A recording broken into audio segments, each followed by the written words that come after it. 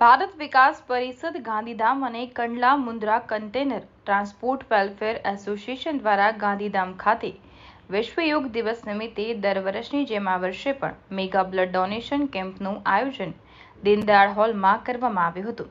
આ કેમ્પમાં પ્રમુખ જયેશભાઈ રાજદે અને સચિવ બ્રિજેશભાઈ, પ્રકલ્પ સંયોજક પ્રકાશભાઈ, રાજેશભાઈ અને બાબુભાઈ સાથે સમગ્ર ટીમની મહેનતથી રેકોર્ડ બ્રેક 575 યુનિટ બોટલ એકત્રિત કરવામાં આવ્યું હતું। આ ઉપરાંત 100 જેટલા ડોનરને આવતા 15 દિવસમાં અનુકૂળતા પ્રમાણે બ્લડ બેંકમાં જઈને બ્લડ ડોનેટ કરી દેવા જણાવ્યું હતું।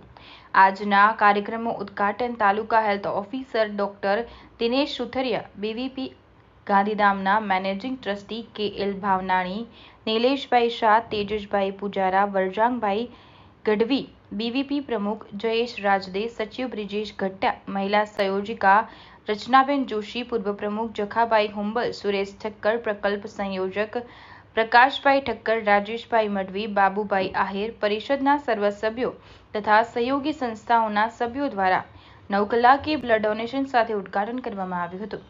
સહયોગી સંસ્થાઓમાં ગાંધીધામ આર્કિટેક્ટ અને સિવિલ એન્જિનિયર એસોસિએશન, ગુરુકુળ યુથ ક્લબ, વાગડ લોહાણા રઘુવંશી યુવક મંડળ, Lions club of Gandhidham, new horizon, KDPA swimming family, black panther sports club, Gandhidham electronic association, Lions યુવા ક્લબ, રઘુવંશી મિત્ર મંડળ આ કાર્યક્રમ માટે જહેમત સાથે રક્તદાતાઓના વહારે રહ્યા હતા।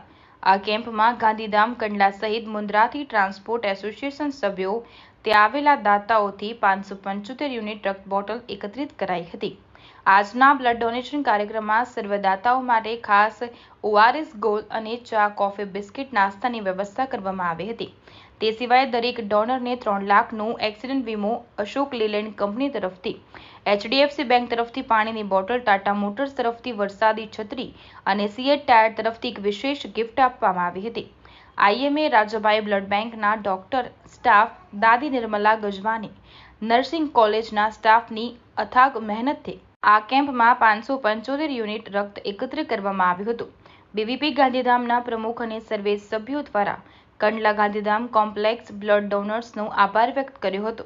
તે ભવિષ્યમાં પણ આવું સહયોગ બન્યું રહેશે એવી આશા સેવી હતી અને બીવીપી પ્રચાર પ્રસારક મંત્રી હિતેશ રામદાસાનીએ યાદીમાં જણાવ્યું હતું।